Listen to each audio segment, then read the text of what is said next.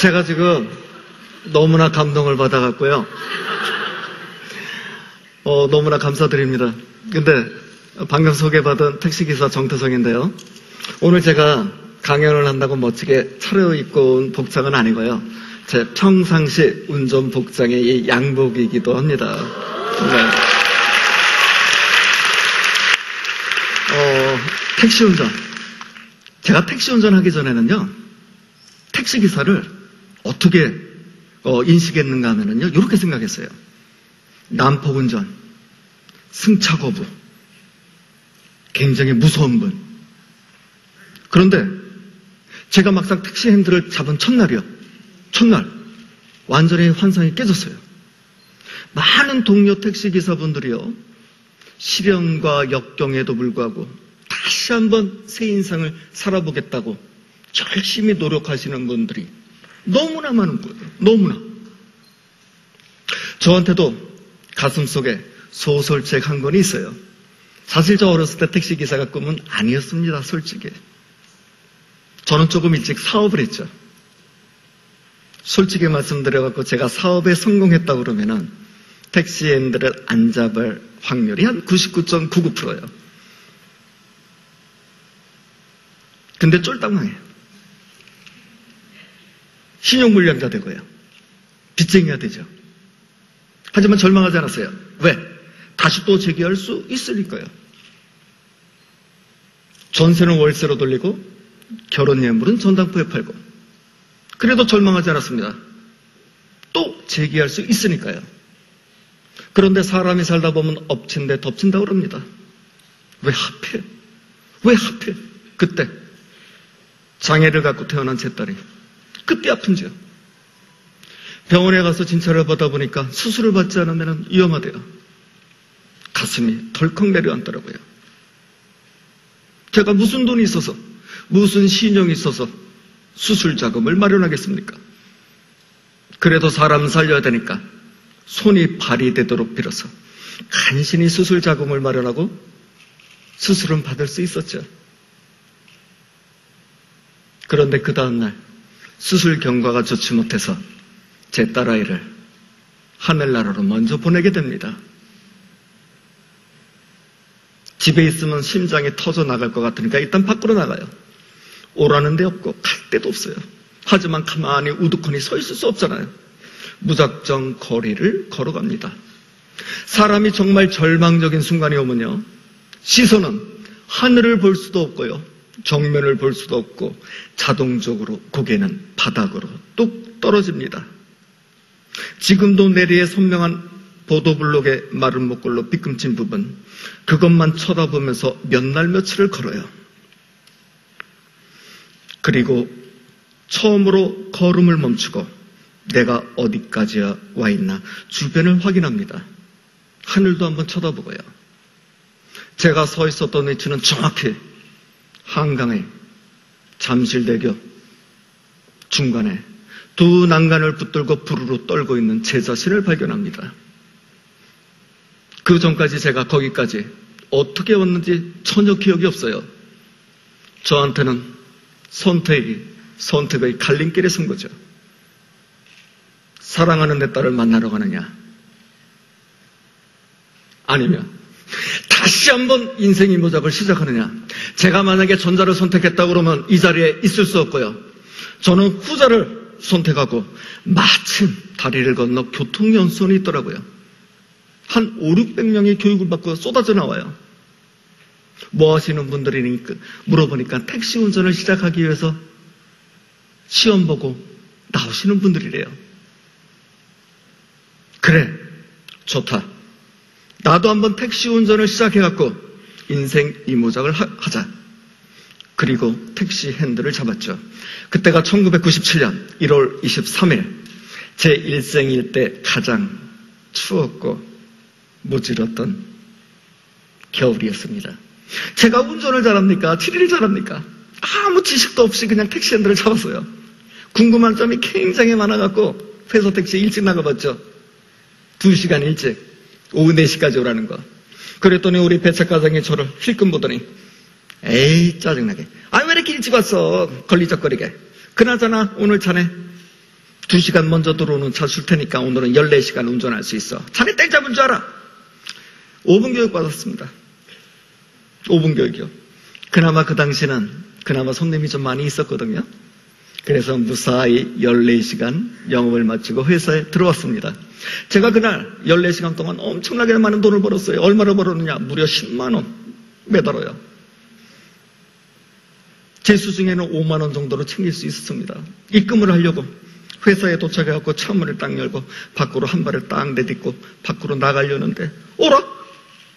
나머지 다리가 안 따라와요. 다리가. 희한하다 이 젊은 나이에. 그래서 막 주물렀어요. 5분 동안.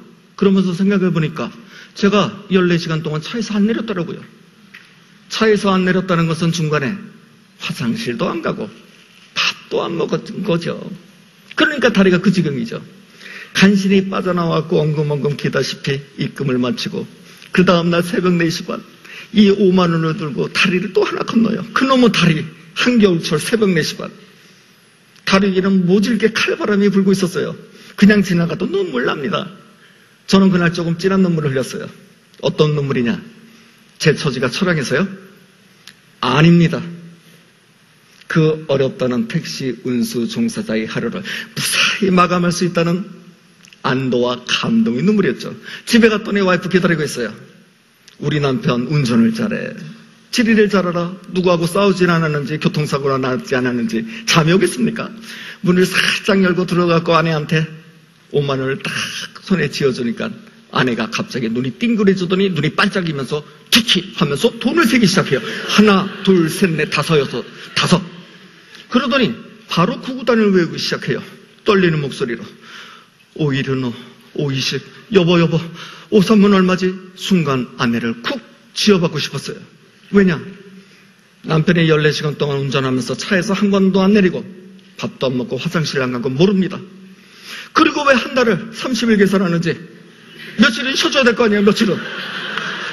결국 남편 가로수 하라는 셈법인데요. 지금 현재도 어려운 현실 속에서 이렇게 운전하시는 분이 계세요. 지금도. 정말 이렇게 3개월간 운전하잖아요. 그러면 정말 가로수 할 수 있습니다. 그런데 죽지는 않더라고요. 제가 무려 7년간을 이런 스타일대로 일했어요. 건강하잖아요. 살아있잖아요. 단지 그때 제 치아가 20여 개 빠졌을 따름입니다. 자, 제가 이제 어떻게 일하고 있는가 하면은요, 잠시 보여드릴게요. 살짝. 뭐, 특별한 택시? 특별한 택시일 수도 있을 것 같아요. 일단 복장이 독특하죠? 저는 이제 택시 운전할 때요, 승객을 문을 열어드리고 다칠까봐, 이제 문틀을 이제 받쳐줍니다. 그리고 제 차에는 독특한 게 있어요. 외국 잡지에 이제 그 인터넷 사이트에 실린 건데요. 제 차에는 심장 제세 동기라고 이렇게 있습니다. AED. 병원에 가셔갖고 심장마비로 쓰러지잖아요. 그게 전기 충격주입니다. 이거 이동식이죠. 그 다음에 오른쪽 흰색은 응급처치 키트이고요. 물론 기계만 갖고 있으면 뭐예요? 응급처치나 아니면 심폐소생술 자격은 물론 취득을 했고요. 그 다음에 제 차는 와이파이 프리택시입니다. 설치해갖고요.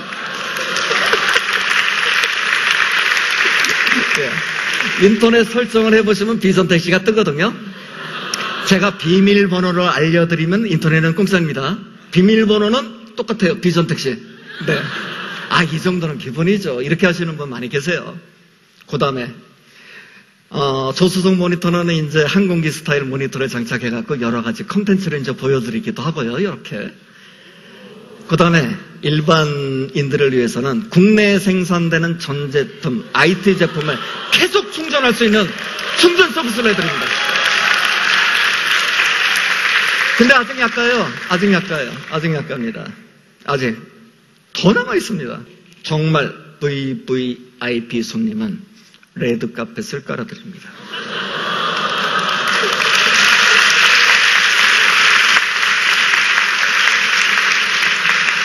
2m짜리 2개가 있는데요. 2개 연결하면 이제 4m가 돼요. 레드카펫을 밟으시고 제가 열어드리는 창문에 탁 앉으시면 이런 서비스, 나라님 정도 아마 서비스 받을까요?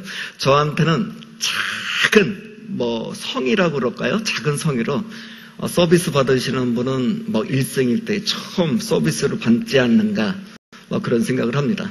자, 이렇게 이제 손님을 이제 모셔드리고요.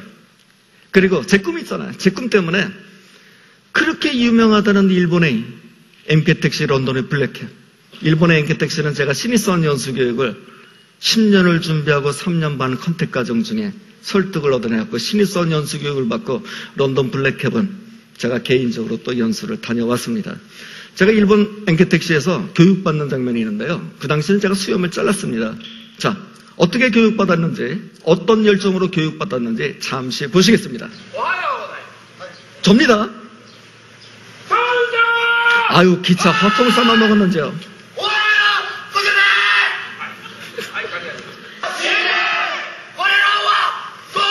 우리는 최고로 신성하다는 사실을 믿습니다. 노동이 최고로 신성하다는 사실을 믿습니다. 자, 이제 제 꿈 얘기를 말씀을 드릴게요. 제 꿈이 뭘까요? 당연히 모르시죠. 제 꿈은요, 택시대학 총장이 되는 게 꿈이에요.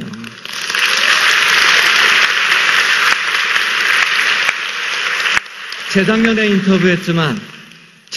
인터뷰했지만 제가 택시인들 잡았을 때 그때부터 가슴에 품었던 꿈입니다. 재작년에 인터뷰했으니까 앞으로 택시대학 총장이 되려고 그러면은 8년 남았죠. 정말 8년 후에는 택시대학이 만들어질 수 있을까요? 여러분들 반응 보니까 80년 지나도요. 저는 이렇게 생각했습니다. 드넓은 캠퍼스에 멋진 건물에 꽉 차여진 커리큘럼, 훌륭한 교수님들. 그럼 제가 택시대학을 어떻게 만들어요? 택시기사인데. 근데 어느 날 천막부터 치고 시작하자. 국가가 만들지 않으면, 시에서 만들지 않으면, 어떤 협회에서 만들지 않으면 내가 만들겠다. 그래서 5월 29일 드디어 택시대학 입학식은 열렸고요. 지금 14주째 강의가 진행됐고,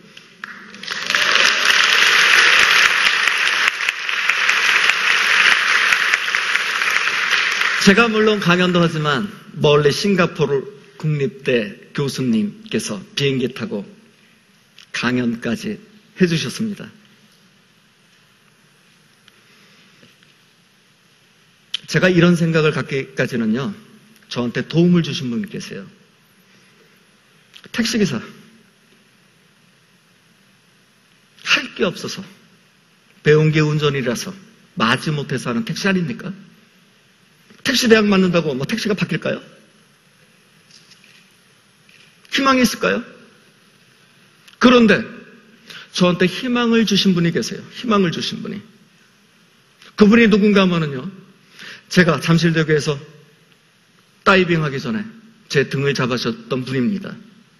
어렵고 힘들 때 저한테 위로와 격려와 질책을 가르쳐줬던 분이 계세요. 그분이 이 자리에 나와 계십니다. 그분 때문에 저는 오늘 이 자리에 섰습니다. 어제도 만나고 오늘도 만났는데요. 제가 그분을 이 자리에 초대할까 합니다. 지금 웃고 계시는데요. 카메라가 돌아가죠? 그분은요, 그 자리에 없고요, 제 가슴속에 있습니다.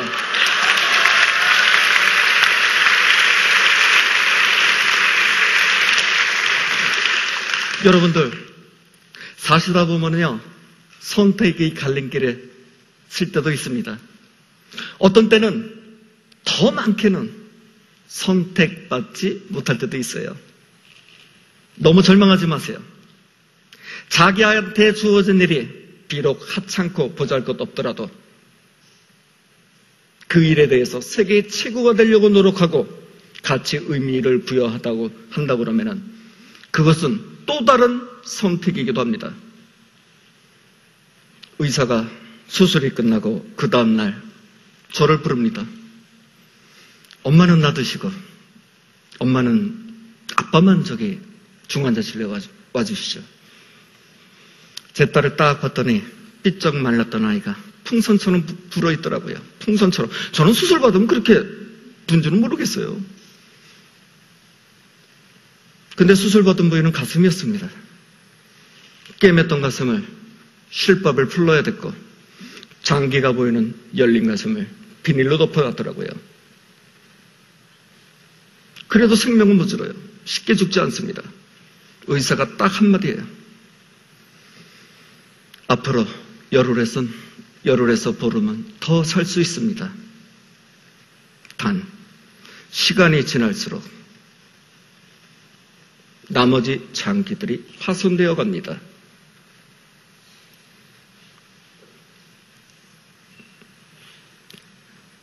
제가 무슨 말을 할 수 있겠습니까? 의사한테. 한참을 생각하다가 저도 딱 한마디 했어요.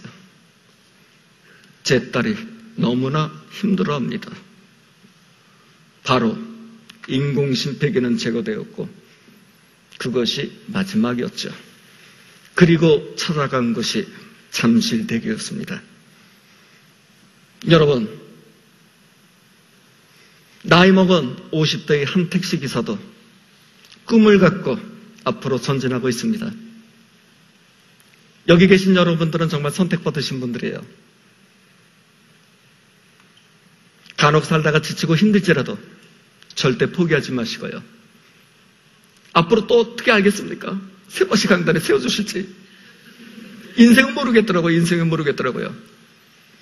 저는 강연이 끝나고 우리와 같은 박수를 받기를 원치 않습니다. 왜?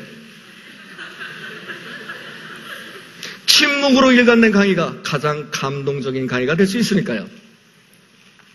서도의 목소리로 화답했듯이 마지막에도 목소리로 화답해 주시면 감사하겠습니다.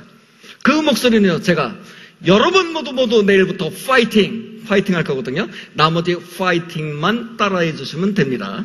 목소리로요. 박수는 치지 마시고. 여러분 모두 파이팅! 강연 들어주셔서 대단히 감사합니다.